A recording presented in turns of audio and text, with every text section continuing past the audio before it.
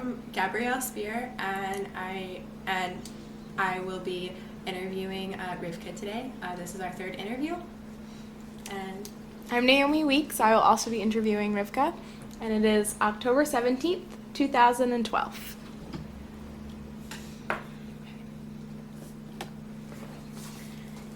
Is there anything from wartime that you've thought about that maybe you wanted to tell us that you remembered from last time? Well, it was very hard to live through a day. One day was like a year. The time didn't move because I was hungry, especially in winter. I was cold and very hard work.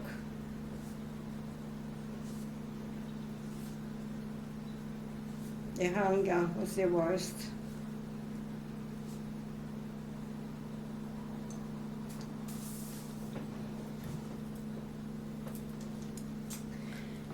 And maybe we should just start again by you retelling the day that you realized the war was over. When the war was over, it was like, I felt I'm like newborn.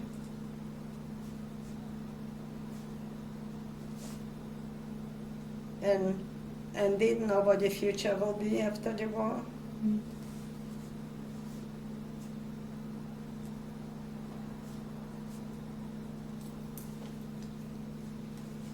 And what was the first thing that you did? How did you know the war was over? It was announced.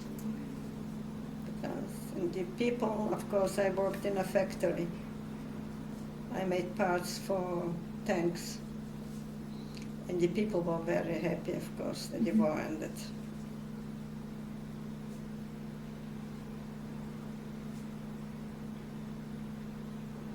And what did you do after you realized that the war was over? After the war was over, we still worked. We had 3 shifts, because the war didn't end. I don't know. Let's see. This was in '45. The war ended. We didn't know what it will be, if we'll be able to get out of Russia or not. So we were very sad a little about that.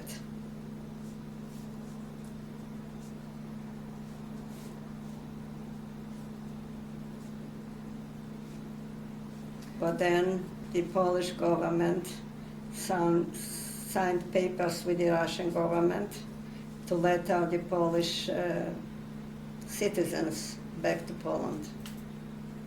So this was something we never expected. We thought we'll die there. Were you afraid to stay in Russia, or did you think you would just create a life there?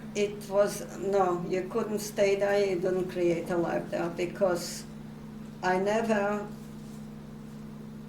mentioned anything about my life in Poland. I never spoke about my family. They were not interested. I never had who to speak about anything. So it was a hard time. Mm-hmm. You had to keep insight to yourself. You couldn't share your feelings, Yeah.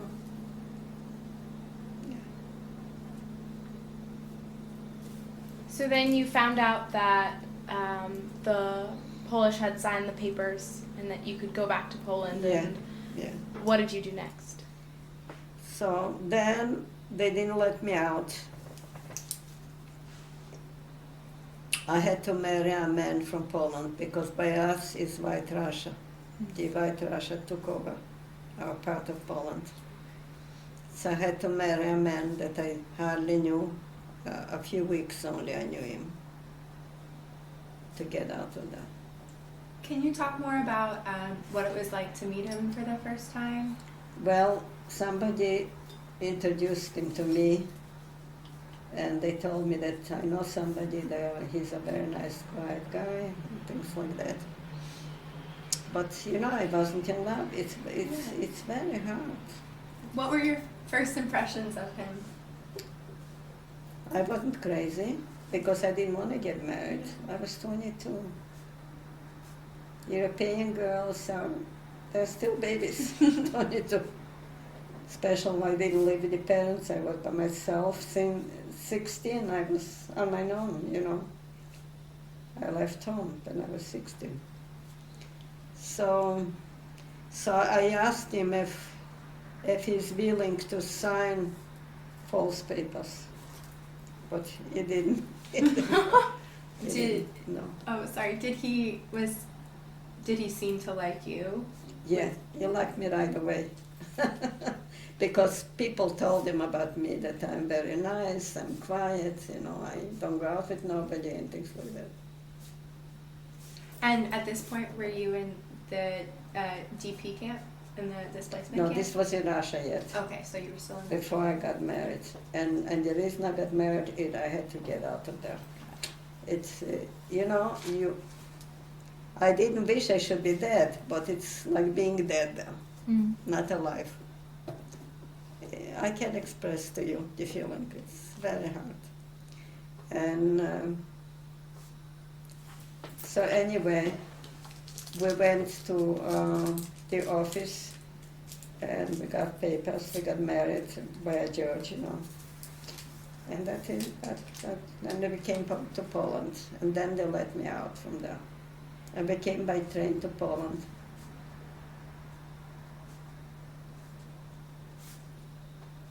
But I already knew that everybody's there, that I don't have nobody in Poland. So I didn't intend to go where I lived. How did you already know that? Oh, I wrote a letter to Poland. There was in our town, in the post office, a young man that I knew him. Mm-hmm. And I trained him how to open savings bank in the post office. So I remembered his name. He was older than me, about 3-4 years maybe. We went to the same school. So I knew him in school. I knew him not too much, but I used to see him. But then I trained him. I came to our town because I worked in a different town. They sent me then in a bank, a savings bank. I worked for 2 years. Mm-hmm. I think I told you there was a town Radin here. Mm-hmm. Okay, so he gave this letter to a second cousin who survived. And the second cousin lived in Lida, in the city Lida. It's near our town. Yeah.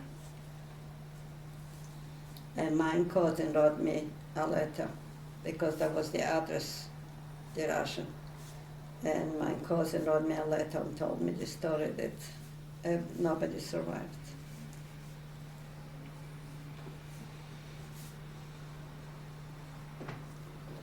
So I didn't want to go home.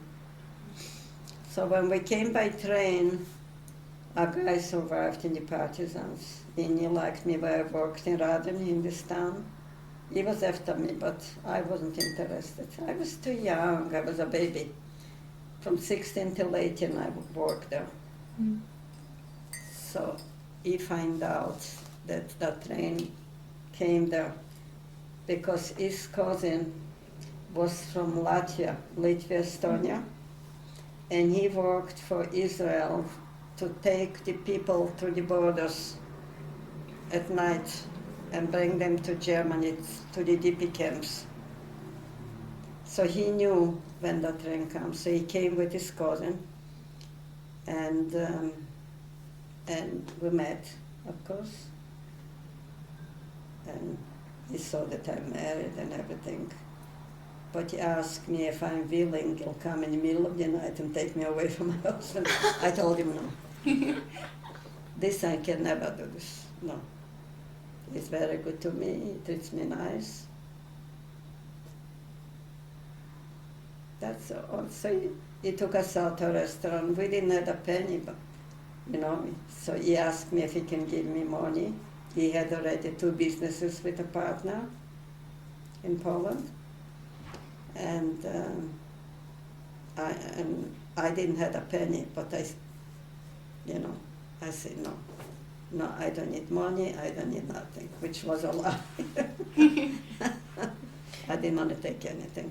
She says, well, this will be the last time that I'm going to see you. So anyway, he was sitting in the restaurant near me, and he was talking in my ear. Nobody should hear what he was saying, because my husband was sitting here. I'm in the middle. So my husband didn't speak to me for 2 weeks. He wanted to know what you said, and I didn't want to tell him. Finally, I had to tell him, because I said, this man, look, I'm married to him, he doesn't speak to me. You must tell me. So he told me the truth. Oh, he was very upset. What did he tell you? He told me something. I don't know if he told me I would kill him.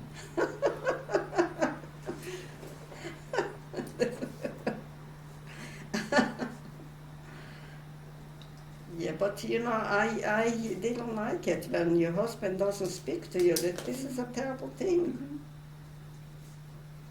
I had to tell him. So after this dinner, then where did you go from here? We were 3 months in there, And then, in Poland, 3 months. Yeah. And then from there, we crossed 3 borders.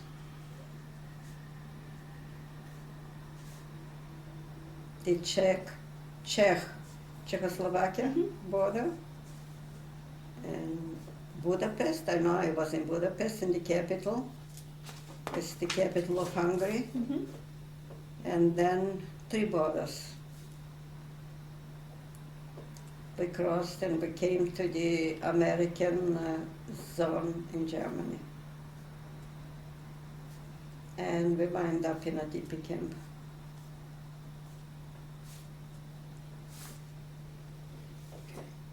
And what was your living situation in the DP camp? We got a little coffee for breakfast and skim milk. Just a little bit, And I don't remember what else. No, we were hungry then. We were really hungry. We were very poor. We didn't have money. We didn't have nothing. So whatever from America came, they supported, the Jewish people, the survivors, the Jewish organizations, they helped out. I don't remember the name of the organizations. What kind of services did they provide you with? We didn't do nothing there. We just from day to day, lived from day to day, and 3 years we lived there. 3 years in Germany. Did you or your husband have a job there? No, we didn't have any You just trains. didn't have any? Okay. No, there was nothing to do. So what did you do all day while you were there? A whole day. Well, my daughter was born there in 46.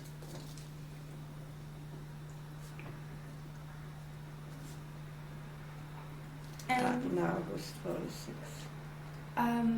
so after you had lived through so much and It was a hard time. I'm wondering why you decided to bring another life into the world. Oh, because we lost everybody, and everybody wanted a baby, and a lot of people had children there. They longed for. I know I was too young, and I didn't. But we didn't know anything, but we weren't so smart.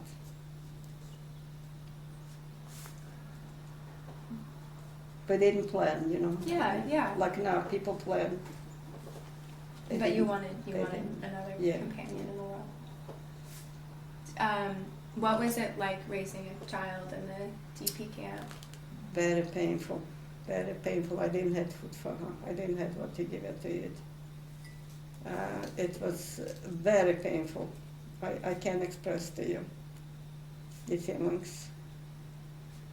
There was no food to give. I used to cook a potato and a little, I don't know what's called in English, and a gas, a little machine like you put on your table. What is it called? Or on a candle, mostly on a Oh. candle. And cook a potato and mash it up, and put a little skim milk, and this was your food. Nothing else. It was very bad. And I couldn't feed her to my breast because I didn't have milk. I didn't have any nourishment. So it was very hard. So the end was we had to pull out all the teeth. Your teeth got completely rotten. Her teeth? Yeah. No nourishment, no vitamins, it was very bad. So in one day, she was bleeding about 3 days. And how old was she at this point?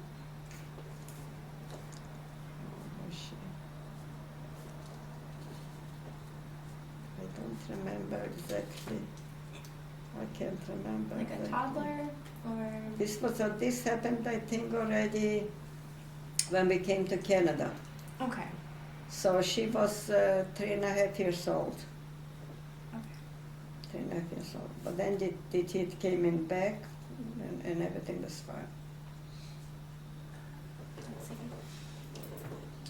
We were 3 years in the camp. What is your daughter's full name? Your first daughter? She's named after my mother and my husband's father. Mina Leah. Mina Lee. She writes Lee, L-E-E. Well, exactly. Leah. Or I think, Lee. Sure. Mina, M-I-N-A, was my mother's name. 2 names. All my children are named 2 names after the other kids, my mother's. Before you had your child, when did you start to really warm up to your husband and start to... Well, he treated me very nice. Mhm. So you get used to. Was there a point that you knew that you loved him? Or was that... I was very good to him. I took very good care of him, always. It's my nature. It's being good.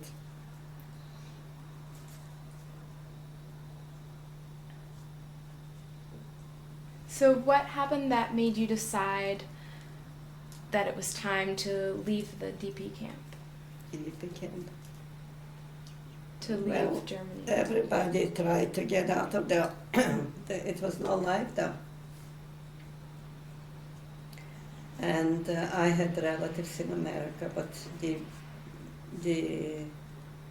quota, the Polish, was too high, and we couldn't come to America, so we had to go to Canada. The American relatives arranged for us. They took a lawyer, and they brought us to Canada. And where did you live in Canada? What was the... Montreal. 7 years. What was it like to travel to a place with your new family that you'd never been to before? Did you have certain expectations? You mean when I came to America? Yeah, when you went to Canada. Or when I went to Canada, I didn't have nobody there. Mm-hmm. And the Canadian people asked me, is this true what happened in Poland? Mm-hmm. I couldn't even talk. I couldn't answer them. And also in Canada, they were very cold to the refugees, the people. very cold. I had nothing to do with them. We lived in a room. We hired a room, and my American relatives, they paid the rent because we didn't have money. Why do you think they were so cold to you? I don't know. Very strange. I wasn't used to life like this. They didn't show me any love, any, I don't know how to express, any feel. They didn't have feelings.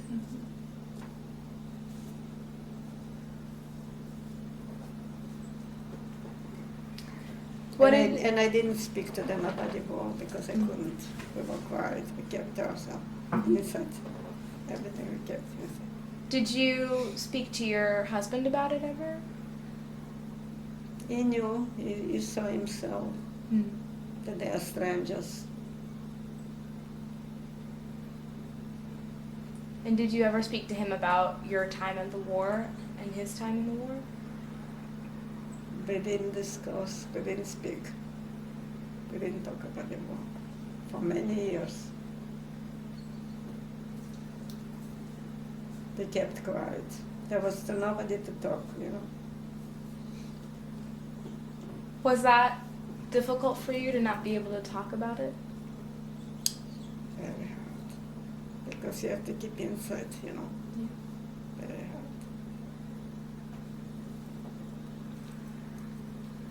Was there, I mean, I know you said that you didn't feel comfortable talking about it with your husband, but was there a point that you kind of had to explain it to your child, to your children, that they knew what happened to you, or was that later in We life? didn't speak to the children, I think, no. They were too young and it's too hard for them.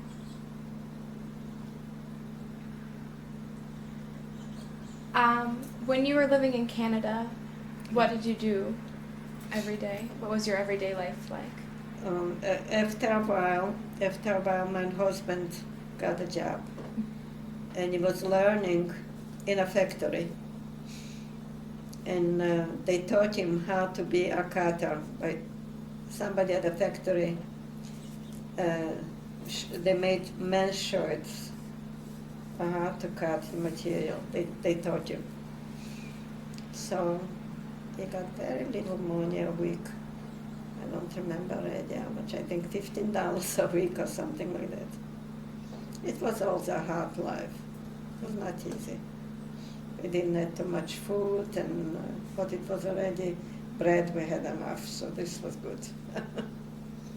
Yeah. And what did you do? And I told my husband, bread and water, give me, and I'm going to take care of the baby. To me, the baby was the whole world. What would you do with your daughter? Well, I took care of her, you know, like a mother. Was a very good mother. This is the picture of my daughter here. This is the high school picture when she graduated from high school.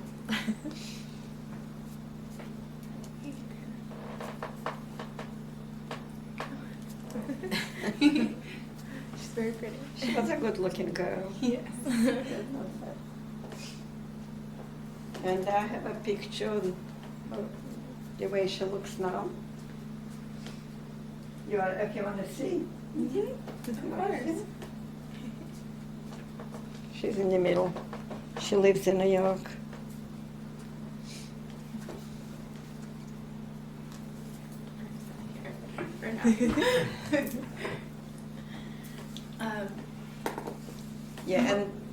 I forgot to say in Canada, I had a twin. This they are here. My son and the daughter. What are their full names? Please, What are their full names? full name. Okay, first name. Abraham is my father's name, and Solomon is my husband's father's name. We call him Abe. This is what we call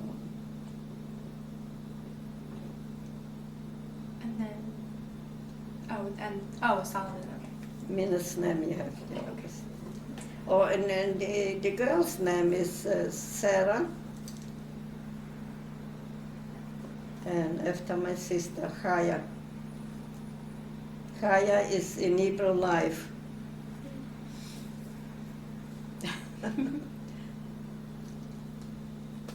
Ever had a lot of names to give. Yeah. Did you feel like through having children and giving them these names that you were honoring your family? Did you feel like you were honoring your parents? Yes, and, yes, yeah. oh, yes, sure. Yeah, we name after that, children. Mm-hmm. And what was having twins like? I feel like that must have been very busy for you. It wasn't easy, Yeah. But we had already what to eat. Mm-hmm. And then my husband got a job and he made $35 a week, so it was very good. What job was that? He worked in also a cutter in a children's factory. And we moved to an apartment. Thank God, life was easy a little on the third floor with a twin carriage. Oh my goodness. And steps, no elevator. Oh no. Yeah. And on the first floor steps, from the first to the second, you have to outside steps. Oh goodness. And then 2 floors inside. Yeah, it was not easy, but it was already fine. We weren't hungry. Did you make any friends while you were in Canada, or did you meet any other people that had Jews that had come over from Europe? In Canada, I had neighbors, but I was very close with a few neighbors, not too many, just maybe 2 close. And they were also survivors there. Mm-hmm. Did you feel like you were part of a Jewish community while you were in Canada? In Canada? Not really, not really. So did you continue going to synagogue? We had opposite. Wherever I lived, I always looked for synagogue first. Mm-hmm. I shouldn't have to work with the children. Yeah, I went to the synagogue with my children. Yeah, it was very nice. Yeah. So what made you decide to leave Canada? What made me decide? To leave Canada, to go to the States. In the United States, I had my father's 4 brothers and 2 sisters. They came in the First World War. They were young. You know, one brought the other, always brought over. They were very nice people, very warm. So then I felt good. I had family, you know. They were very nice. They weren't rich people. They also worked in factories in Manhattan. So then my uncle took him into the union, and he got a good job. Ladies' dresses also.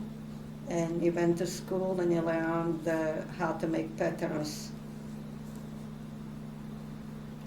And so you said you lived in Manhattan at this point? No, he went to work to Manhattan. Oh, okay. Where did you live? But we lived in Flushing, New York.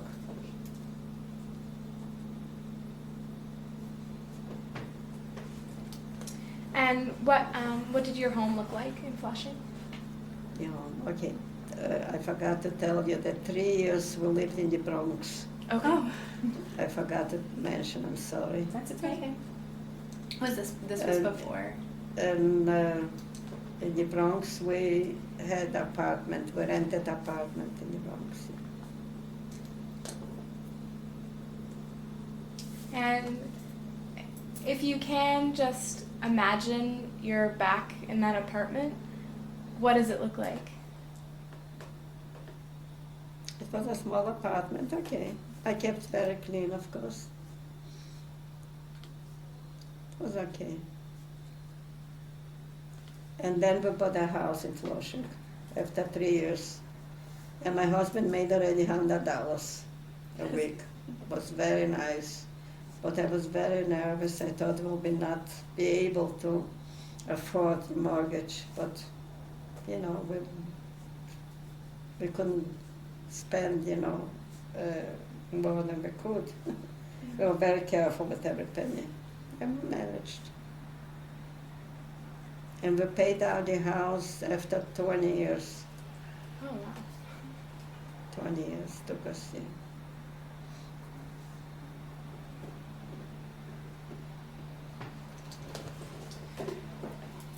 Did you, after the war, when you were in Canada and in the Bronx and in Flushing, did you feel safe or did you still feel nervous? No, in New York was already fine. Fine. And were you able to be a part of a Jewish community there beyond your family? Yes. We were very active. I was very active. I went every Saturday to the synagogue with the children. They went to Hebrew school. Yeah. Wherever I lived, I was always active in the synagogue, wherever I lived. And during the holidays, It's a good life. you would all get together with your extended family what would the During the holidays look like? sometimes, yeah. They were, my family was already not young also. Mm-hmm. They were elderly people. Yeah. And I have only 3 cousins. We have 3 cousins left. We had a lot of cousins, they're all gone. And my uncles and aunts are gone. So me and cousin in Chicago. My father's brother's a daughter. He had 1 daughter only. And a cousin in New York, Manhattan. That's it. So we keep in touch. They were very nice people. Our family is a very close family, very. They were home like this. My father had a sister who lived on the same street. Also, they were very close. I know you talked a little bit about, when you were reading those notes from people, they talked about how good your food was. Was there, what would you like to, what did you make for your family and stuff? I was one of the best cooks. I baked and cooked, yeah. I spent my life in the kitchen. I love the kitchen. I like to cook. I had what to cook already, so I was very happy. I have bloody notes.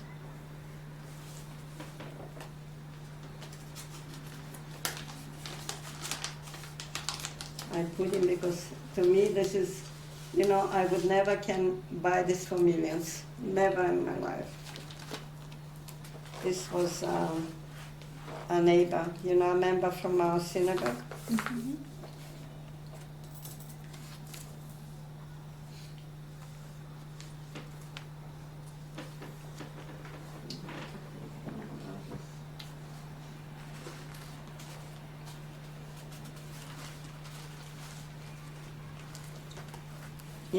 Since I was a child, I liked to help people. Mm-hmm. So this was, I can express to you the feeling when I do for somebody. I did for a mitzvah, not for money. I never accepted anything from nobody.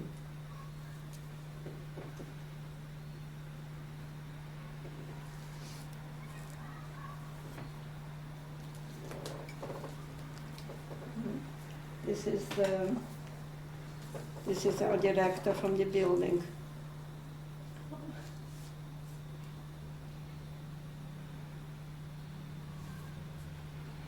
This is in Yiddish. She called me a sister. Everybody called me a sister.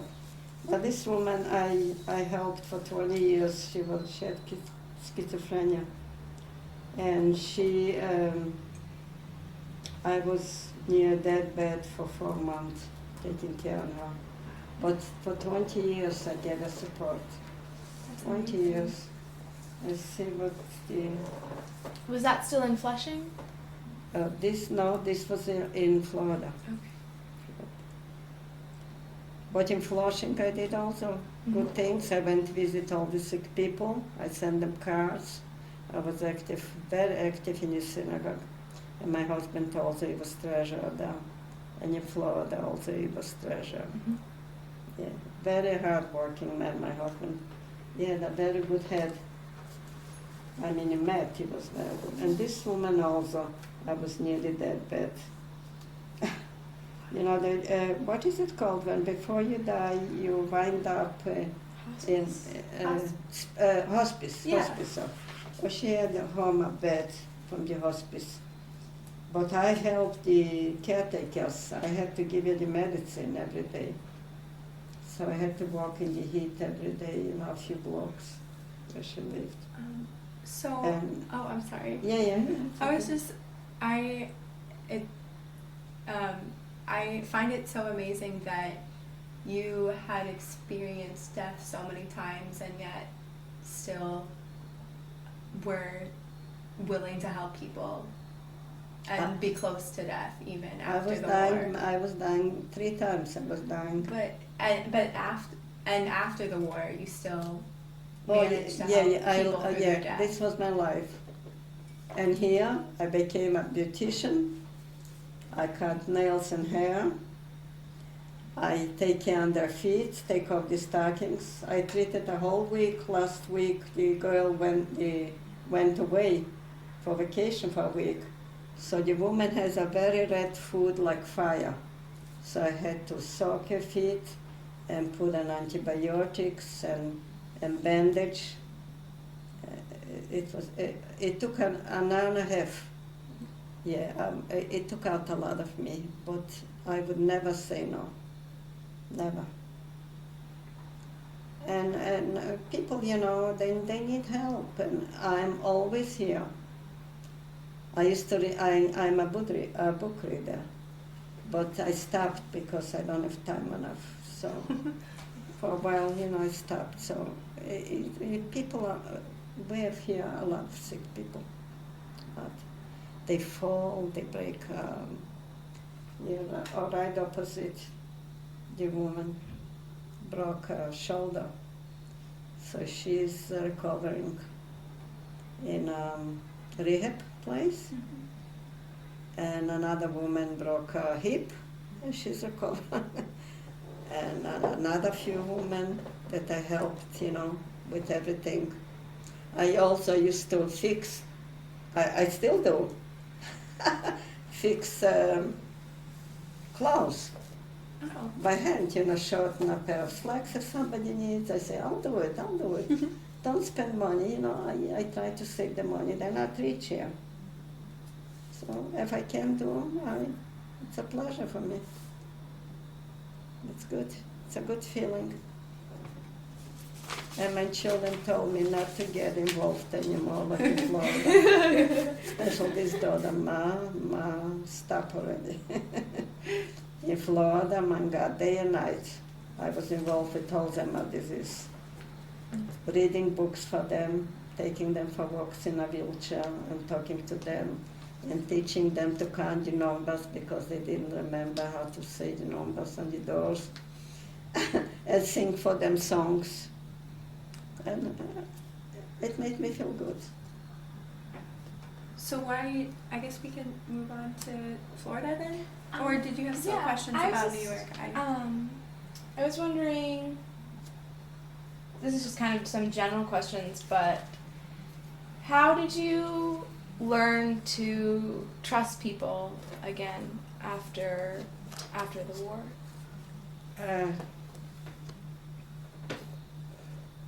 Well, I am a very honest person, a loving person. To me, even if they are not nice, I'm nice to them. Mm-hmm. You see, and I don't try to change them. I don't know, I overlook things, you know. Everybody acts differently, and I don't care. They are there. I have to look,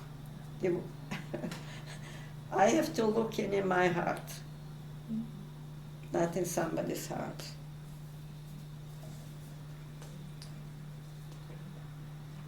Were you happy in the United States?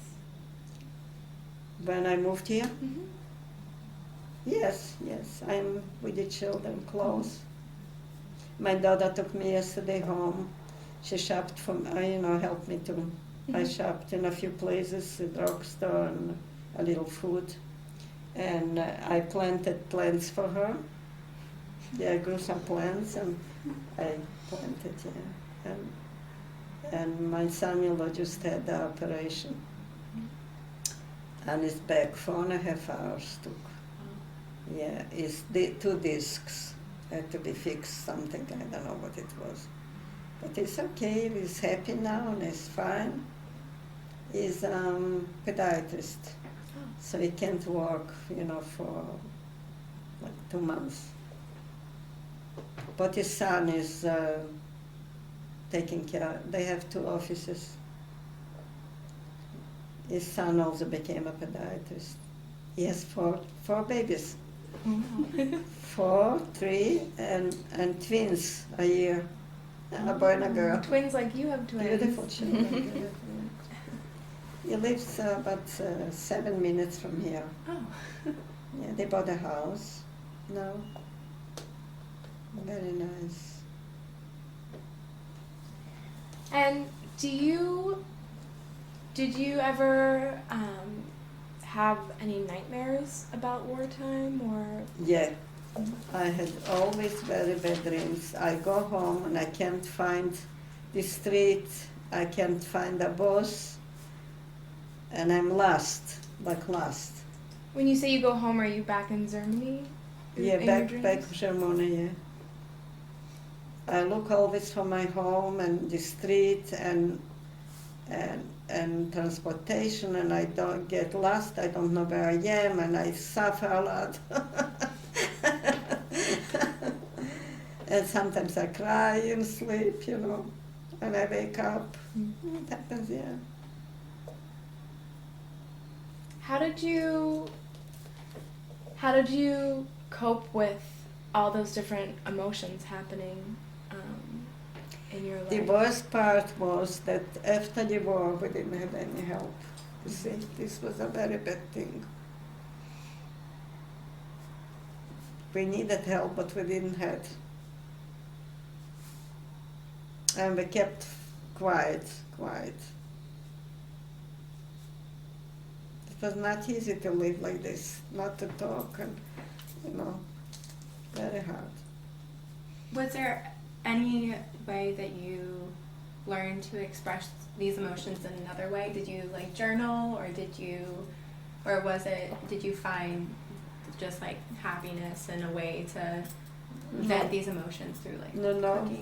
I tried to live a good life. We didn't smile for many years. This was the worst part, and it was, I'm sure it was hard for the children. Sometimes this youngest, the daughter, Sarah, she sometimes tells me that they felt it, that something is wrong. They had a feeling that they were affected. Always serious, never smile, never, not being happy. Children feel it. But we were very good to the children. Very, very. They were our whole life there for the children.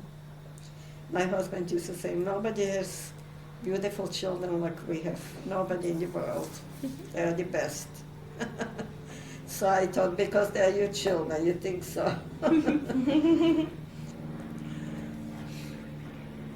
He loved them terribly. He always missed them. Always, when we were eating dinner in Florida, he always bragged about them. He was a good father. Very good. And as your children got older, did you want them to go to college, or what did you see for them? The oldest, and she was in public school. One time she says, I'm going to go to college. And she was in public school. She's a retired teacher. She was very bright, always. Like her father, not like me. She is a book reader. She can read a book a day even now. There isn't a book that she didn't read. And she's a very bright girl. So she lives in New York. She has 2 sons. She has 4 grandchildren from the oldest son.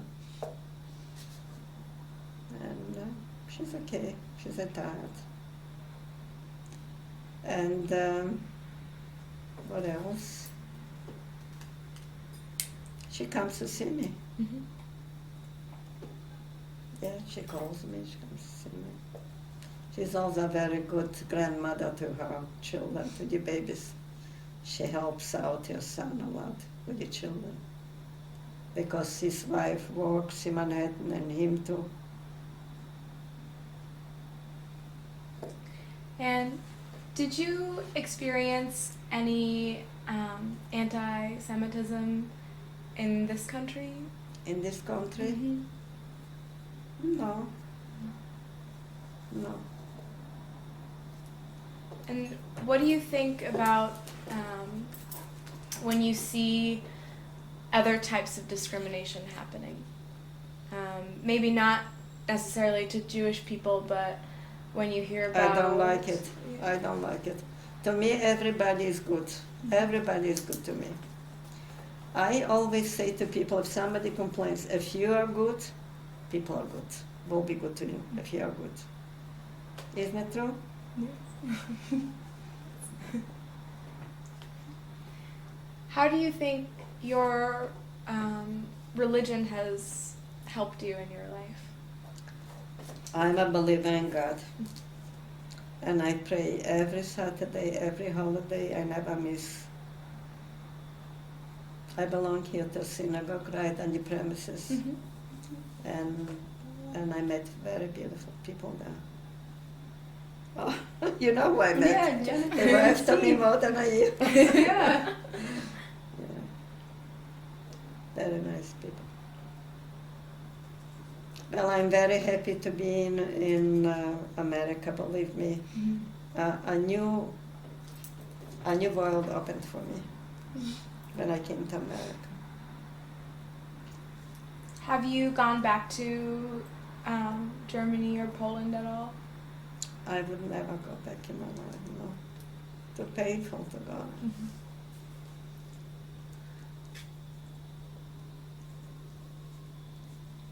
I'm in contact now with my husband's sister's children. They moved from Russia to Germany. They live in Germany. I told you, I think, in the beginning that sister, my husband, survived, and they ran away both to Russia from the Germans, and they didn't know about each other, what happened. They couldn't find each other. But they died in the same day, she in Germany, and he in Florida, the same day, the same year, 2002, in November 11. Did they meet up with each other after the war? No, they didn't know that they're alive. The whole time they didn't know that. He they was were... looking for, I have even a letter here I have, that they couldn't find her from Hayas. He looked through Hayas. How did you finally find her children? Through Yad Vashem. Oh, you know what? I'll tell you, Yad Vashem is the most beautiful museum there. See? We looked in Yad Vashem. We put in the names of the family, and he found it, my husband's name, through Yad Vashem, to the museum. So he got in touch with my children. And we speak sometimes on the computer. We see each other. Mm-hmm. That's awesome. We get together. So this sister survived with your, and I have here written up, I'll show you, right here. Is like his grandfather was.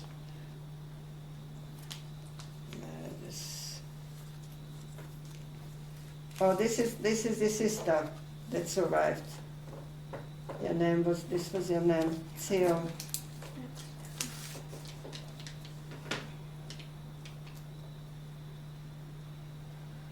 My husband had a beautiful handwriting, you can see.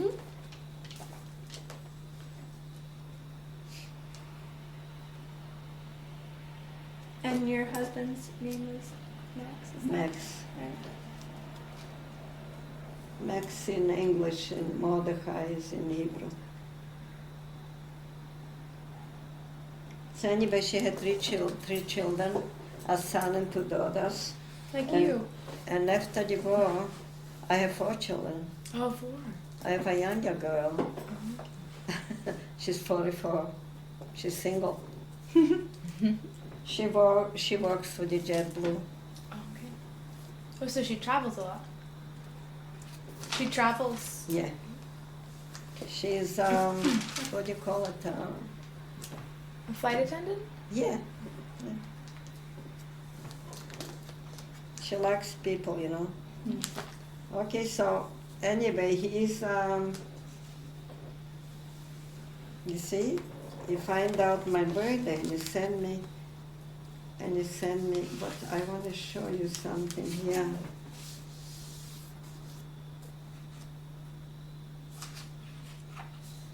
In Russian, his name is Yaroslav, but he's in short Slava. He has a very good job. What is it called? My God. What is it called? Maybe it will come to me. They are all very educated. Mm. The 3 children, hers, and he is a grandson. The Slava is a grandson. Now, is this the same person you talked about who lived in Uruguay? Is that? No, did I no, no. Did I make that up? No, okay. You find all of those relatives in Uruguay. Okay. Yeah. Or maybe you can read this for a second. Oh, okay. please. Dearest Aunt Sarah, we had this overwhelming moment several weeks ago as we first learned about the existence of the Pancerman family. Then we tried to find some contact data, but unfortunately failed in that. After some internet research, new technology sometimes are really a blessing, we found details about our Uruguayan relatives. First of all, Uncle Jacob Turum and his sister Leah. We are so happy to get in touch with people who personally knew the grandma. Now I feel really even more happy because I found first cousins of my mother, you, your sister Mina, and your brother Sam. In the time as my mother never had a single one, she got 3 at once. My mother, as well as her brother Alexander, with whom she is very close, were so astonished and happy that I cannot describe. My younger sister even cried when I read the mail of the Aunt Leah from Uruguay. So this is a very emotional moment for us all. We are all eagerly looking forward to hearing the story of your family, your kids and grandkids, and of course the story of your father. Love, Yaroslav.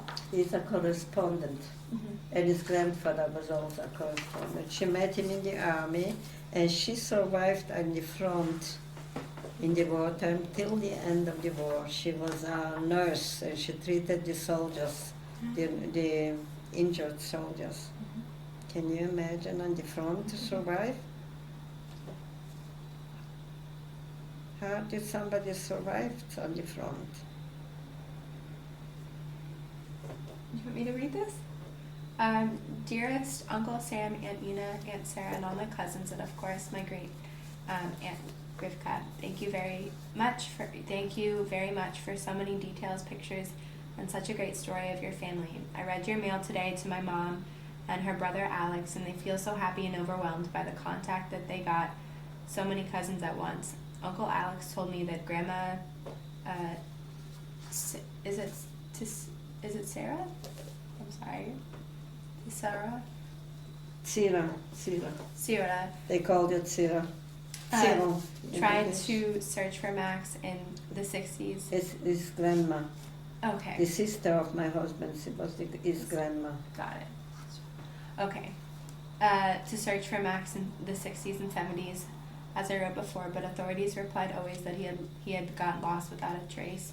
This is so strange if you consider the fact that he turned out to work in Soviet Russia during the whole war, and after that he was officially sent back to Poland. The Soviets must have known something about his person, but apparently kept the information in secret and didn't want my grandmother to establish a contact with him. See? He worked for the government, his grandfather. So he had to have had a record. Yeah. The destiny of them was both quite ironic. Whereas Max went initially to the east and then returned to Western Europe, his sister, also quite an interesting fact that she had escaped a labor camp and happened to serve as a nurse on the front, went to the Red Army westwards and ended the war in Hungary and Romania. In the time as Max and Rivka kept on moving to the west, my grandfather and her husband Samuel went to the east. Can you imagine a thing like this? I was so distressed when I found this out. My husband always spoke about her. We thought she's dead for sure, because the Germans came into the place where they wind up, where they ran away, and they settled there. And then he was taken to the army, my husband. And she remained there. And the Germans came in, so we thought she's dead, killed with everybody else. Because wherever the Germans came in, they killed the Jews. And she survived the war. It was amazing, amazing story. And the thing is that they died in the same day, the same year. This is amazing. They got reunited in the other world. It's amazing. Yeah, this is life. How long did you live in Flushing for? In Flushing, maybe 35 years. Flushing, New York. And then where did you go? And then my son wanted us to move to Florida because it was too cold. And we got older, and he says, oh, it's time to go to Florida. So he pushed us out. Did you know anyone that lived in Florida? In Florida is my daughter-in-law's father. So he wanted us to be close near him. Well, we were very close. He used to come every Saturday with his wife for dinner. And they had a good time when we came down. They were very happy. Where did you live in Florida? In Florida, Pembroke Pines, Sanctuary Village. It's Broward County.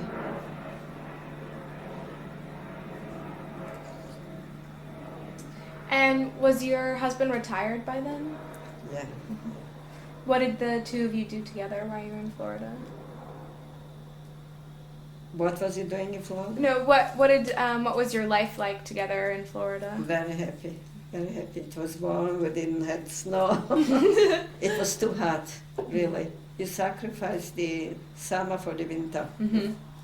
But we were active. We got, he became again the treasurer, so he was more than half a day. And in men's club, he took care of the men's club. He was everything there. And I became hostess. Whenever we had, they picked me for a hostess. And I got involved with helping sick people. And I was very happy there. How did you begin to get involved with that? What was? I find out who is sick. I baked challah and I brought them. I made always 4 challahs every week. So my husband used to say, who do you gonna bring now, challah? I said, don't worry, leave it to me, I'll find somebody. And I used to deliver by food. Bring the challah. And also I used to cook meals and bring, and I did this in New York too. So to me it's natural. It's easy.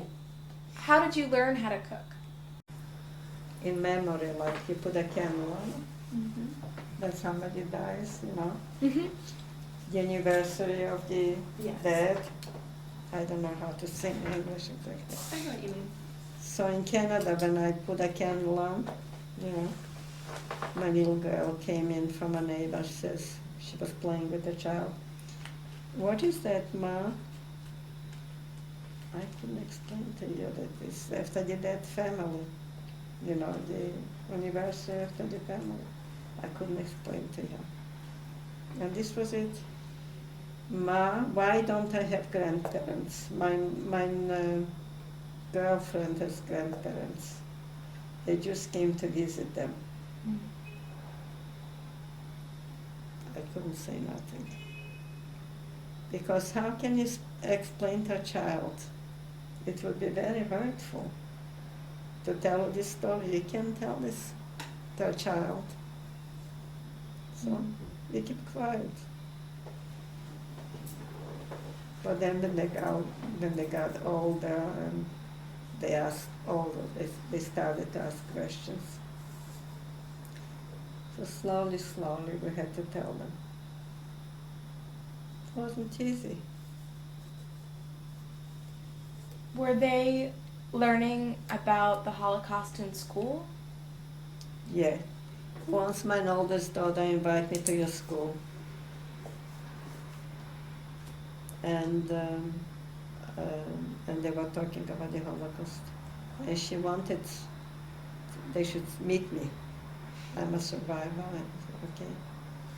So they asked me a few questions, not too much, you know. This was a long time ago. Mm-hmm. It wasn't so popular like now. The when you were in New York and other survivors started telling their stories, did you feel better about being able to talk about it? Well, once I have a video, Mm-hmm. audio. I have 2 videos made in Florida, but the audio from New York. Mm-hmm. And a man interviewed me. He was from South America, a Jewish man. Mm-hmm. And it was very hard. I couldn't sleep, maybe for a few months. Mm-hmm. Very hard for me to go through a thing like this. He was crying. He asked me questions like you asked me. Mm-hmm. Very painful. This was years ago. I don't remember what year. And in Florida also, a woman came from a college and she picked me up and she interviewed me and made a video. And the video from Steven Spielberg, they came to my apartment. Also they interviewed me. So it's not easy, you know.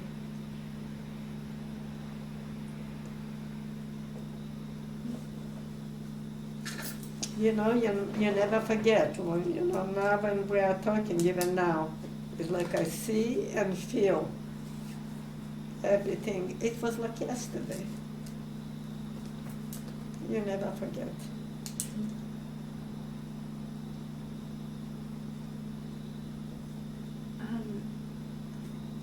So, unfortunately, genocides like the Holocaust continue to happen, and people continue to say, well, we'll never forget, never again, this won't happen. But how do you cope with seeing this and knowing it's happening again, and thinking that, like, just what I guess I'm just, because it makes me angry, I'm just wondering what it does to you, how that affects you, and how it makes you hurt again. I'm just I curious. hope to God that it will never happen again. Look what happened. But you see now in the world what's going on. They kill each other. In Syria now what's going on. Life is nothing now. They shoot all over. Even here in Baltimore, there are so many shootings. I don't know, for nothing.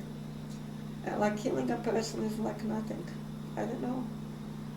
We live in a crazy world now. Don't you think so?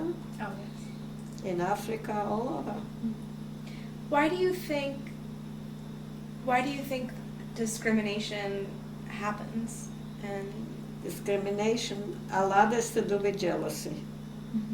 A lot. With the Jewish people, I know about the Jewish people. Like I know in Europe, the Jews have good heads, they go to school, they learn, they make a nice living, they're hard-working people. They never touch anybody, they don't insult nobody, and still they didn't like the Jews. It's jealousy. In Europe.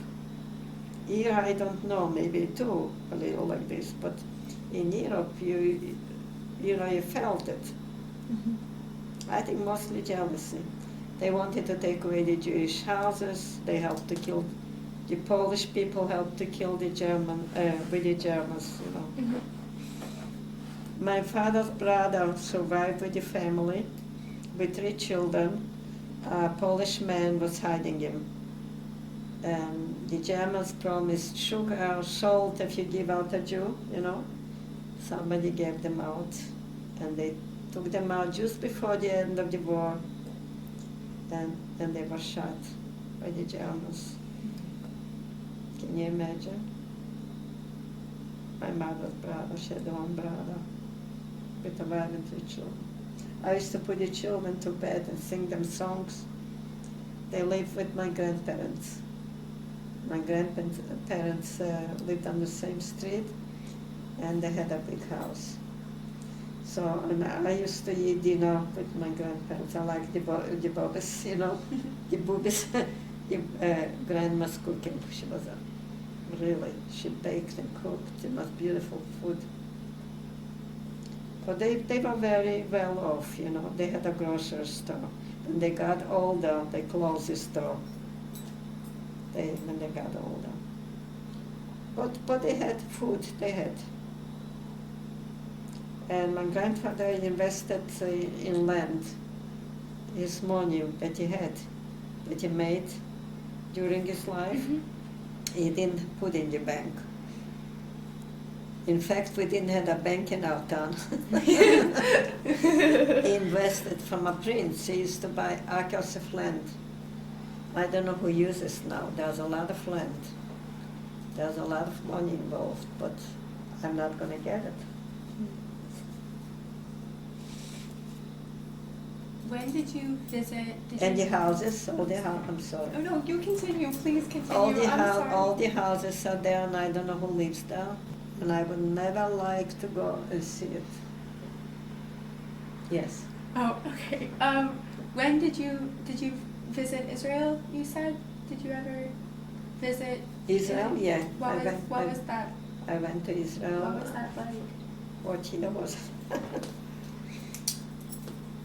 I have a write-up somewhere. That's okay. Can you just tell us about that experience? About 25 years, I suppose. I took my daughter with me. Yeah, she went to college that time, and I took her. And it was beautiful. It's such a good experience. I wish if you could afford one day, you should go.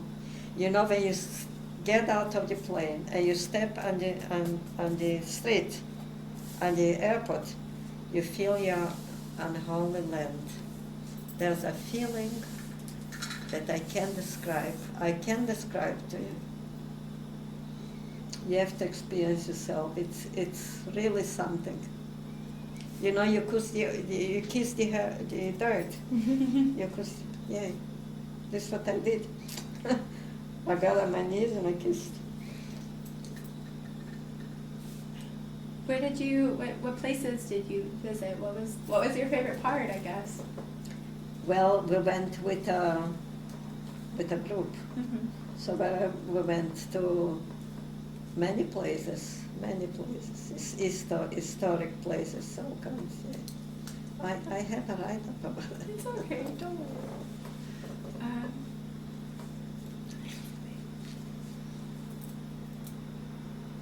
Naomi, did you have any more questions or? Jerusalem is beautiful. Beautiful. Each year is more beautiful when you go. They build up and they make nice.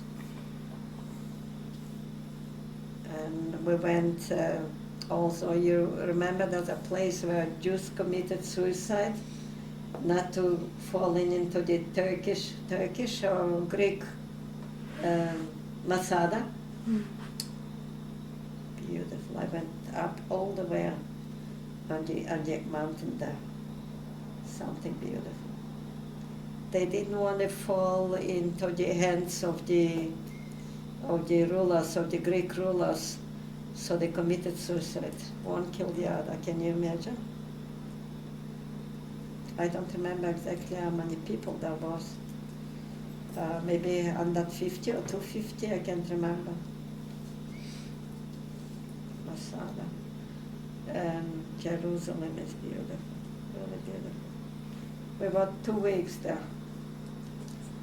And we went to the Red Sea, and we went into the salty water. It's so scary, you know. The water keeps you, the salt keeps you up. It's amazing. You heard about it? I would love to go there. Would be nice. Yeah. Maybe when you finish college, maybe. Yeah, one of my professors is actually planning a trip to Nazareth, and I would love that. I would love to go there. It's beautiful. And the Wailing Wall. Beautiful. A lot of people come there. This was left over from the second temple. A wall was destroyed. Very nice. And I went to a mosque, you know, the golden, what is it called? I can picture it in my head. I know what you're talking Yeah, about. you know what you mean, yeah? It's on a higher ground. Very nice way to put out your shoes. And on the walls were pictures that I never saw this in the world, nowhere where I lived. Pictures from, I don't remember, something beautiful.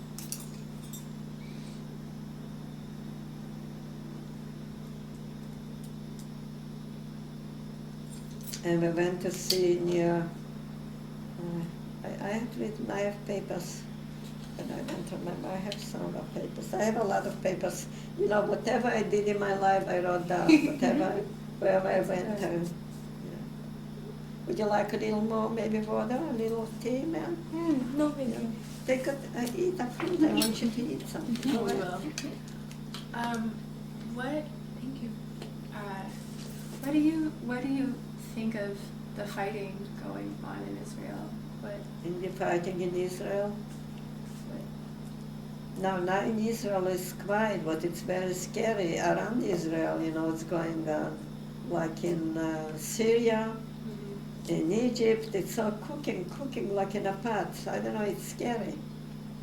I hope they don't touch Israel because they suffered a lot already. They had enough. You know, many survivors that went to Israel in the 6-day war, many were killed, survivors. This was a terrible thing. Terrible thing.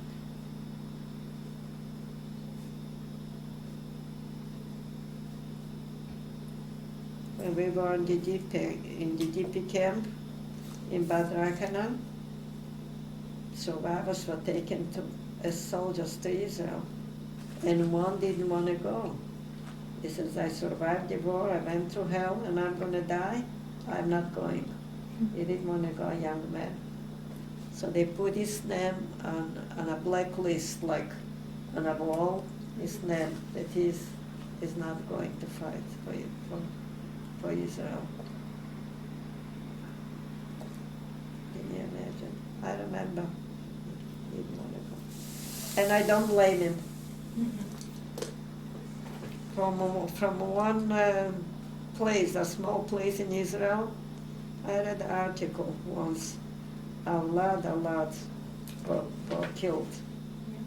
Survivors. This is terrible what they went through in the war. And then to get killed, it's terrible.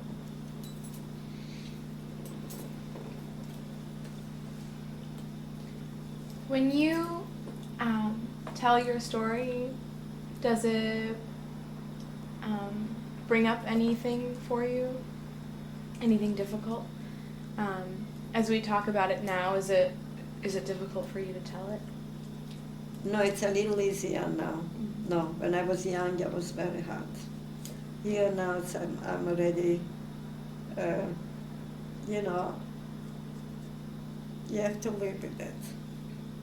You can't help it. But it's not so hard like it used to be before.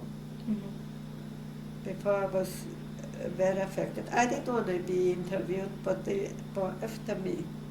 And then I decided, I don't know how much longer I'm going to be here, so maybe I shouldn't do it.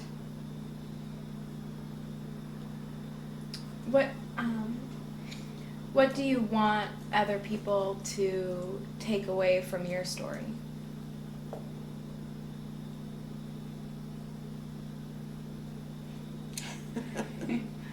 I don't have an answer.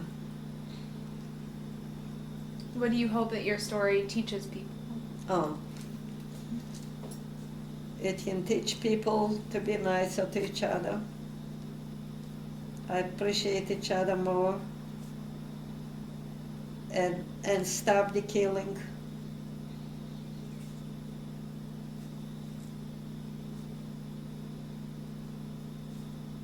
And have a better future. And hope there's no more wars, because it affects everybody.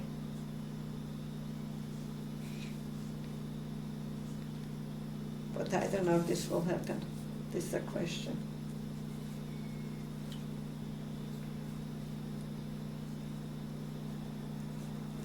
We talk a lot about in class how your story becomes our story.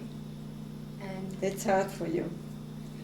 You are young, and it's very hard for you. it's hard, but it's an honor. I understand. When I was young, I was very emotional. I was a very quiet, shy girl, very emotional.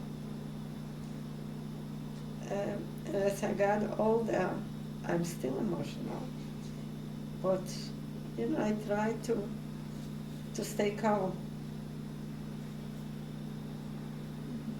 You have to go on living.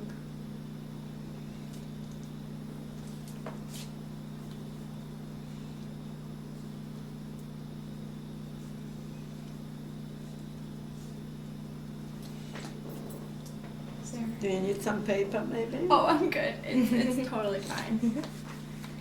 I We'll can give share you our some notes. paper. I have. We'll share our notes. We're good. Thank you. Is there anything else? I guess I don't really have anything else. What after, how long did you live in Florida for? 20 years. And then what made you move? Oh, my children. Oh, I had medical problems, you know. The doctors weren't very good there. And how did you deal with the death of your husband? I didn't understand. How did you deal with the death of your husband? Were you still living in Florida After when he that, died? it was very hard, very hard, very hard. You know, I felt like it's a second punishment. It's what I got. Back to my family, and I lost them. I was so young.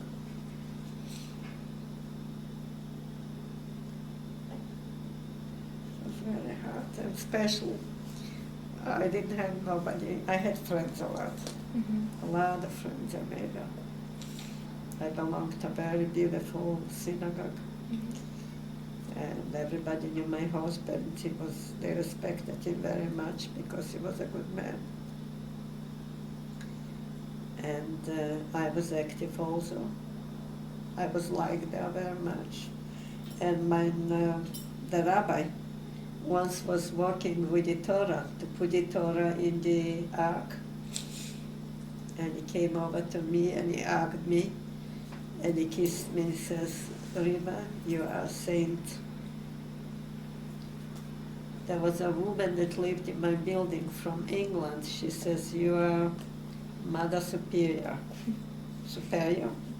Yeah. And they called me Angel in New York. They called me Angel. My children remind me, I forgot already about New York. And in Florida also. I was nice, I loved people. I never thought about myself. To me, everybody came before me. And I'm still like this. I'm like that, I can't change. Even if I want, I can't.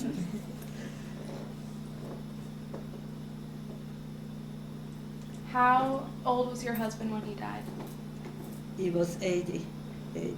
And how many years have I you been think he married? died of a broken heart. His heart. He had a triple bypass. First he had a pacemaker. When we came to Florida, he started being sickly a little. Pacemaker and then a triple bypass. And then all kinds of things came after, everything about his heart. It didn't work good. And finally, the end came. He went into a coma, and he was suffering for 4 days. 2 days on a machine, breathing machine, and then the children came right away, all of them. And we spoke to the doctor and the nurses, and they decided that to take him off the machine, and he should go peacefully. So this was the end. 4 days.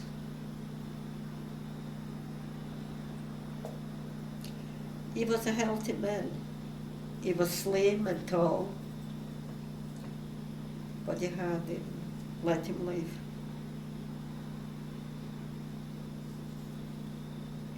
I think he lived with a lot of stress. He never forgot his sister. He always thought about the family and his sister. You see, if he would know, I always say if he would know that his sister survived, he would maybe be alive. I don't know. But he always mourned his sister.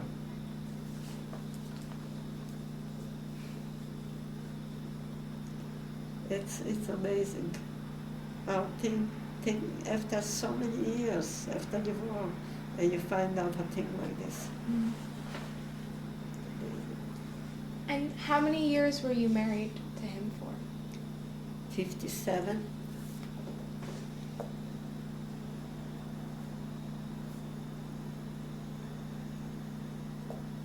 A long time. I was, is it true or not? I was 22 when I got married. He was a year older than me. He was 23. That's, yeah. Yeah.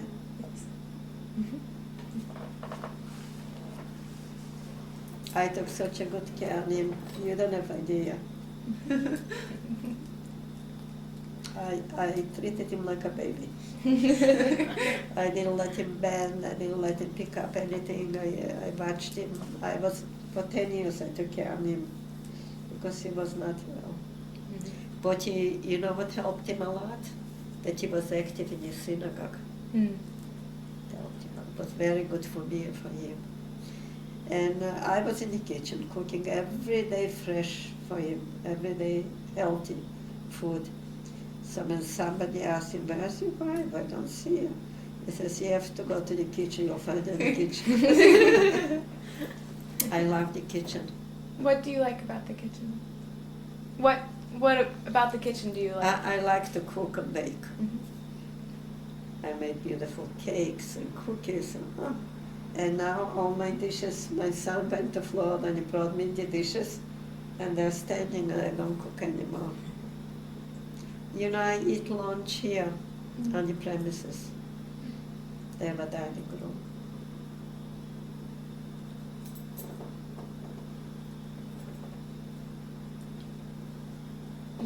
This is random, but you talked a lot about how you like to read books. Yeah. What's your favorite book?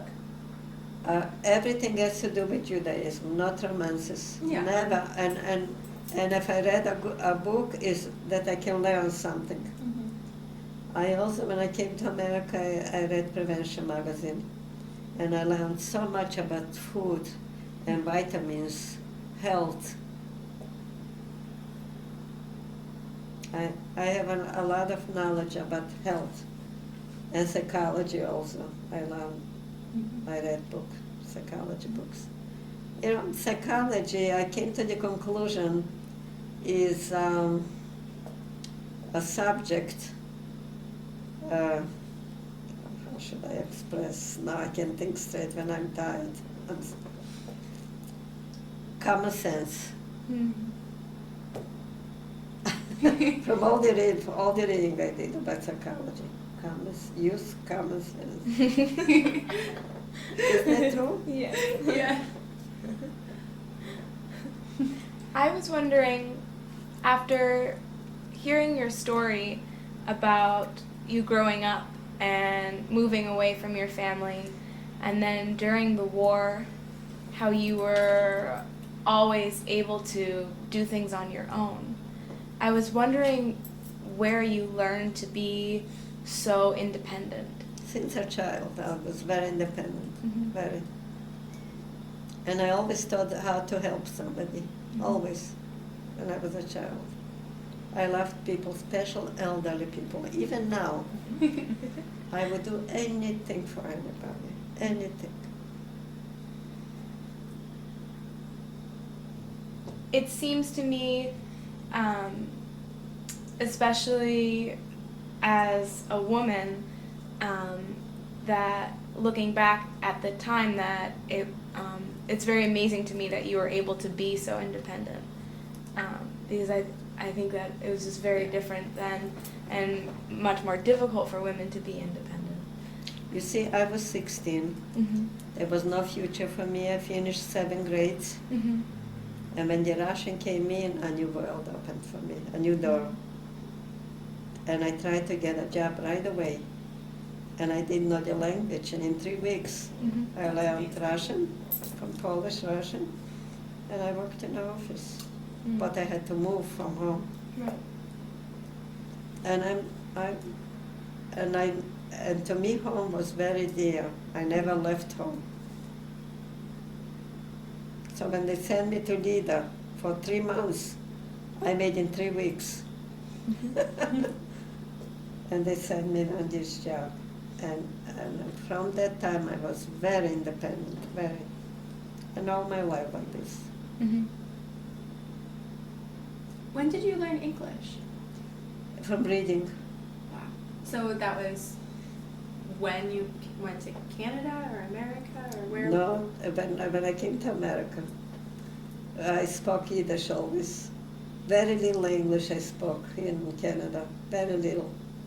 I was ashamed. Maybe I don't pronounce good, maybe I was very quiet in English, but Yiddish, we spoke Yiddish. But when I came to America, I started talking. And I wanted to help the children in school also. I had to help a little. And then reading opened my eyes. My spelling is good. Mm-hmm. Yeah. I try, Yes. I guess I don't really have any questions. Is there anything else that you think is important for us to know? I'm glad I'm still alive. So are we. So are we. And I can smile a little. Mm-hmm. And I'm happy to be closer to the children. Mm-hmm. Because in Florida I started feeling already lonely a little. Mm-hmm. So I'm in touch with Florida, I call them. I have 2 cell phones. My son gave me a cell phone and I got a free cell phone for 90 minutes. So I call them often, and they sometimes call me too, not so often, but I call them. Mm-hmm. Yeah, I had nice friends, very nice. Yeah, before I came, I helped a man, a dying man. Also, he had a bed in the house. He had a wife from the hospice. But he couldn't move. You had to schlep him, you know. Mhm. And he was dead meat. He was a tall man, not fat, but a survivor. So I offered my help. They were on the 4th floor, I was on the 1st floor. So I helped him to diaper him.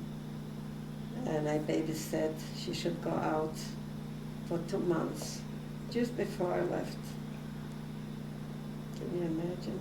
So that's why the rabbi, when we went to see him, he found out about me. Because I never told them that I do things. They told him, the wife told him that I help him.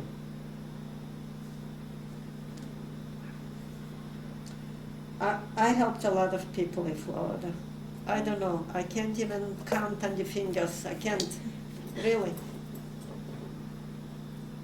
I called them up. Many passed away, many. Mm. So I'm glad that I did it. Now here, the people are cold a little. But this is life. Did you feel like when you were helping people who were so close to death that you experienced those times when you felt like you were going to die again? Like, did being with... It was hard for me because I'm a very devoted person. Emotionally, it was hard for me to see people dying. It was very hard. But I tried to be strong. I tried that for everybody, there's an end. The end waits for you. For everybody has to go to the same place. When I was younger, I wouldn't be able to do this. But as I got older, I could have done this. You imagine to sit near a sick woman and see her dying nearly till the end. There are the 2 women there here from my building.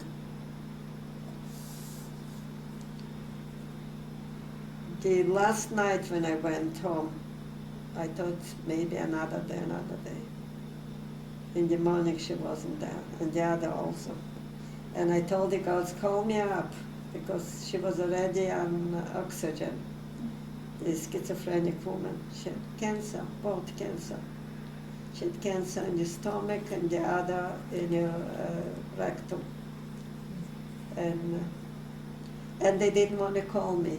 And I was very mad, because in the middle of the night, call me and I'll come. I want to be there, because I put in so much koyach, so much strength.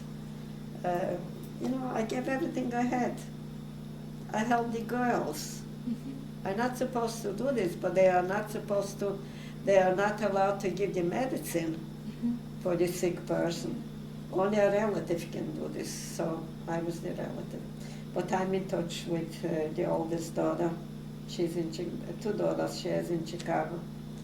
So I'm in touch with the older daughter. And I call her up, she calls me up. Yeah.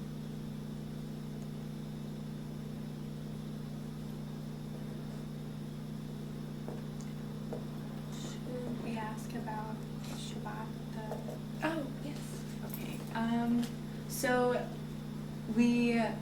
first of all, we just wanted to remind you that we are going to be telling your story at Shabbat in November. Do you know the time? It's on the letter that we gave you, and Yeah, I know I that your have it. daughter knows have the that. time. Oh, there it is. This Maybe. is it? Actually, it is. Yeah, it's Saturday, November 17th. Well, no, Friday. So it's Friday and Saturday. It's still not decided there, something. Okay, well, I think we decided. It's Friday, yeah. So it's it's a Friday and this Saturday. But it's still not decided there. Oh. Read it then. Oh yeah, it says that. So we decided in class. I'm sorry. I'm sure your daughter knows the dates. I'm sure she's talked with Steve and Jennifer. And Well, there's a telephone number that we can get in touch. yeah. And And we find out. can call you. We Well, will. Yeah, I we'll call see her the up. psychiatrist every Shabbos. Yes, he's great. Sure. But the Friday, what is it, the 16th? Yes. Friday, November 16th, we are going to have a Shabbat service. Mm. And we'd like you to come. Okay, And thank you. we'll be telling you your Yeah. story. Okay, We'll be thank telling you. your story. Yeah. And other survivor stories as well. So this will be on November. Yes. Mm-hmm. We wanted to ask you, so last time you told us about how you were almost sexually abused during the war, and we just wanted No, to. I wasn't abused. Almost. Almost. Yes, almost. how you almost. I had escaped. experiences, How you yeah. had that But this experience. was natural there in the wartime Yes. because they were going to there. They didn't care about Yes. anybody. We just wanted to make sure that You don't have to tell this. so you don't want to. Don't mention this. Don't tell. Okay. Okay, that's what we wanted to ask. No, don't mention this. Okay. I just told it quietly because I was afraid. No, that's okay. We just wanted to make sure. Yeah, no. Okay. No, Cool. but this is a touchy thing, it's better not. Okay. Got it. Okay. But I'll tell you, it was a lot of things going down there. You had to be so careful. They were going, the soldiers, thousands and thousands and thousands through the towns, to the front. Yeah. And in fact, I took out a book. I couldn't read it. I gave back about things like this. There's a book, but I don't remember the name of the book even. I gave back to the library. It's in divorce what happens. Mm-hmm. And also it's when the slaveries were years ago in America. Mhm. Also, Mm-hmm. the white people abused black people Yeah. on the farms there. Yeah, terrible things happened. They were breeding children. They should get born and work for them. Mm-hmm. Did you read maybe? You heard about it? Yes. Yes. Terrible, terrible stories. I couldn't read it, I gave back. Do you have any other, or do you have anything else to add? I don't know really. There's so many things. You know what? It's hard to remember everything. Yeah. Yeah. Hard to remember because I don't know where. My question is, where did the ears go away so fast? I don't know. Bad times. Mm. How did they went so fast? All those years. I don't know. I often think about it.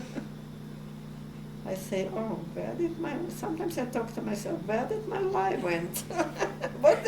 I'm already going to be 90 soon. And everybody tells me that I look younger. You do.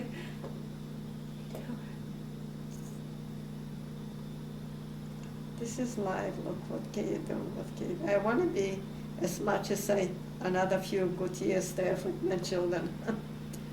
The two girls come from New York Mm-hmm. to visit me often, and this daughter, she came yesterday, she took me shopping to a few places for food. Clothes I don't buy, I don't need clothes.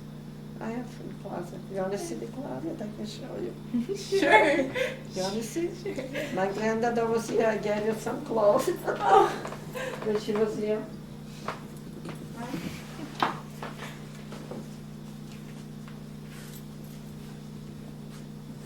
You mind if I turn on the? Oh, you got it. Perfect. It's not enough light here. I have a lot of clothes, but I don't wear it.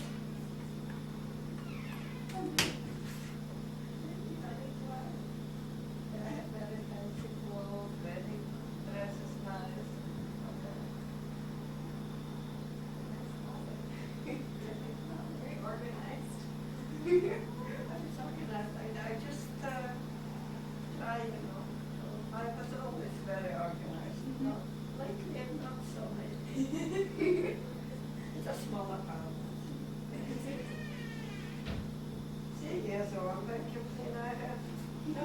There's a new rock my daughter got me, but I'm keeping. The other rocks are still good, so I know them. And there's another vacuum cleaner that I bought not long ago. Yeah, and it's very easy to vacuum with it, you know. Did you see on television a vacuum cleaner like this? Yeah, They show vacuum it goes cleaners are wherever you move, so like it nice. goes itself. Isn't that beautiful? Oh, it doesn't. And it's not very expensive. Yeah. But this is my auntie's daughter. This is probably also the high school picture.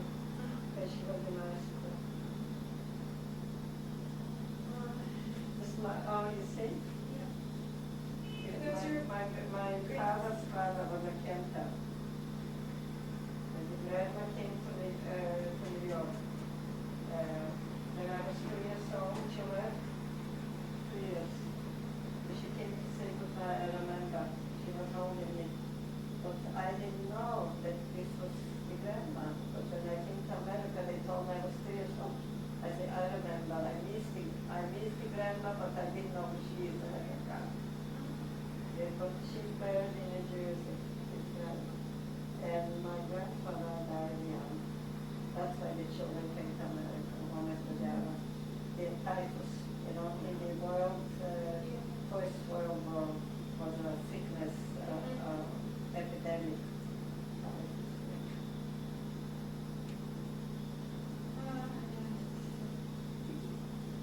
Babies.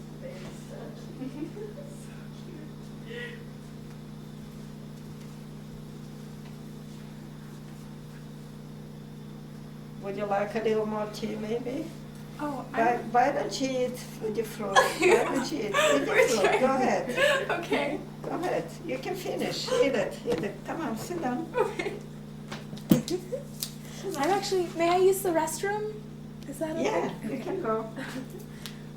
Anytime.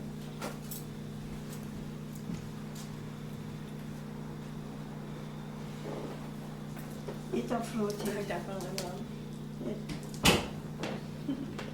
Oh, so you live on the campus. Yeah, we live. So tell me how is it? I know because when I left home, when I was a child, you know, to the bank level, I was hungry for 2 years before the war, before 41, hungry. And then 9 days and 9 nights I didn't eat and I didn't drink when I was running, you know, for my life. Can you imagine? And I survived. I think this helped me to survive because I didn't eat for 2 years. Maybe this helped me. But I was dying twice on the way I bet it did. from exhaustion and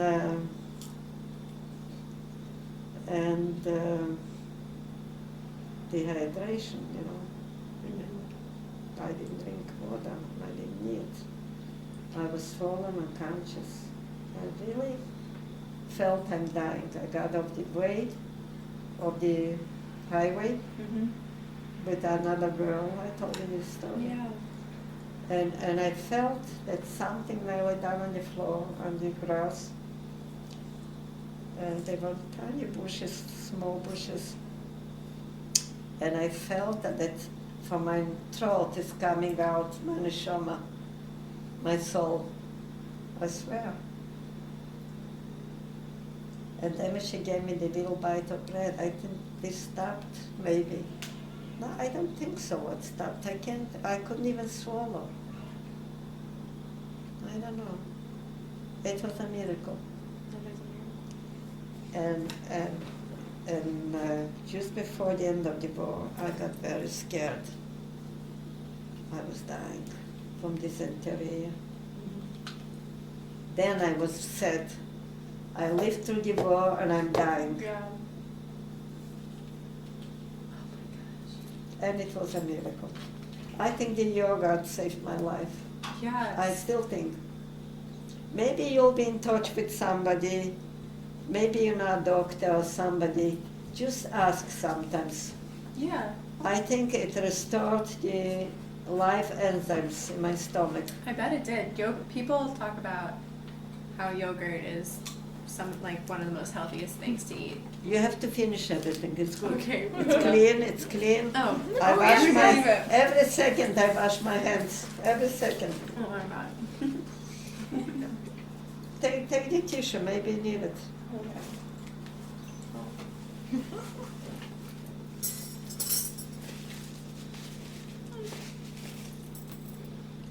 Would you like more tea a little? No, I'm all set. You don't want? I made a popcorn. My goodness, you're wonderful. Yeah, I love you. You know, I love girls like my own girls. I love everybody. To me, nobody is bad. Even sometimes if they are not so nice, I don't care. My father once, I remember when I was a child, he said, if they throw you a stone on you, you throw back bread to them. I'll never forget.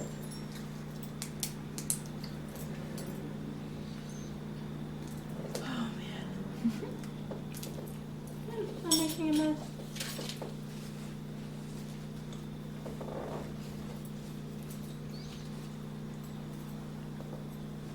But they feed us well in college. Lots of food. There's lots of food at Goucher.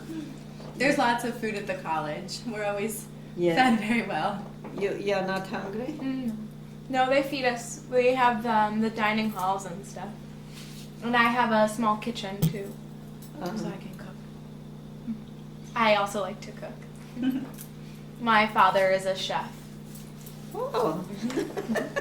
So if your father's a chef, you shouldn't be hungry. No. Oh, And my mom and my dad like to cook, and they've taught me how to cook as well. yeah, so, but you come from another state, Massachusetts. Massachusetts, and you? I'm from Arkansas. Arkansas. It's far? Yeah, it's a little bit under Illinois. A little bit under Chicago. The chicken, yeah. It's far away. Mm-hmm. And you are closer. Massachusetts is closer. It's 8 hours. 8 hours? Oh my God. I was in Massachusetts. My father's brother lived there on Commonwealth Avenue In Boston. Boston. Mm-hmm. I went to see them when I came to America, yeah. Commonwealth Avenue, so you know. I'm not from Boston, but But you know. I went to high school in Boston. Oh. So. See, it's a small world. Yes.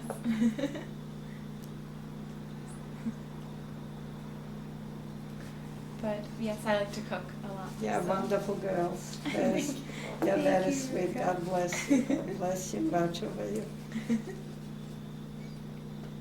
It's good to be nice. Not everybody is nice, you know. No.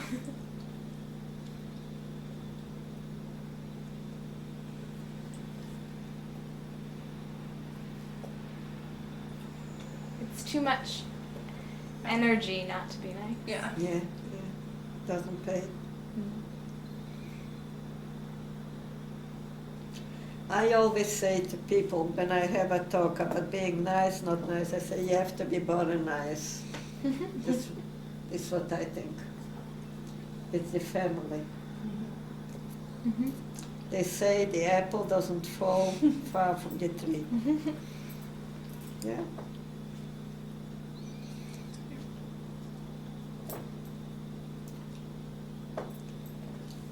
Oh, darling, yeah, this is life.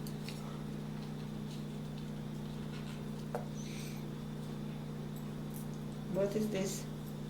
My phone is recording the audio Oh, yeah. in But case. it's still recording now? I don't know if I turned it off. Yeah. Really? By myself, my grandmother was a very good cook. And it's probably was in me. I don't know. I made dishes, my God, I was surprised myself. I made everything in the world. And I collected recipes, but I threw them out when in Florida I collected recipes. I had 2 boxes, but I had to throw them in the garbage. I couldn't take them. Beautiful recipes. What was your favorite thing to cook? Well, I liked plain. I don't know, chicken soup, of course. And what else? lasagna I used to make. You know, I used to invite people. For every holiday I used to make dinners. A lot of things I used to do. Like Thanksgiving, I made a turkey, like, you know, like everybody else. All kinds of things. And all kinds of dishes, salads and fruit, and, you know, in America there's a lot to eat. And you're afraid to eat too much, you have to be careful.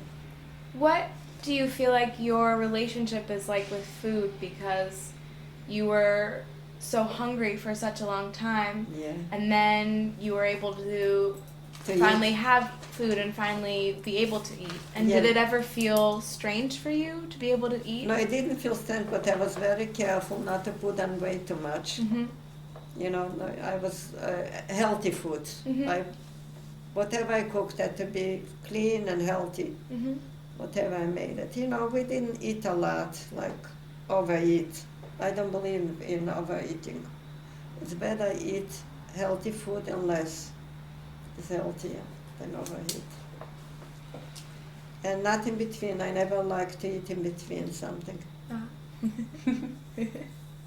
You mentioned that you have told your story before to someone else, but when did you, like, what made you decide that you needed to tell the story of your life? It came out in New York that they started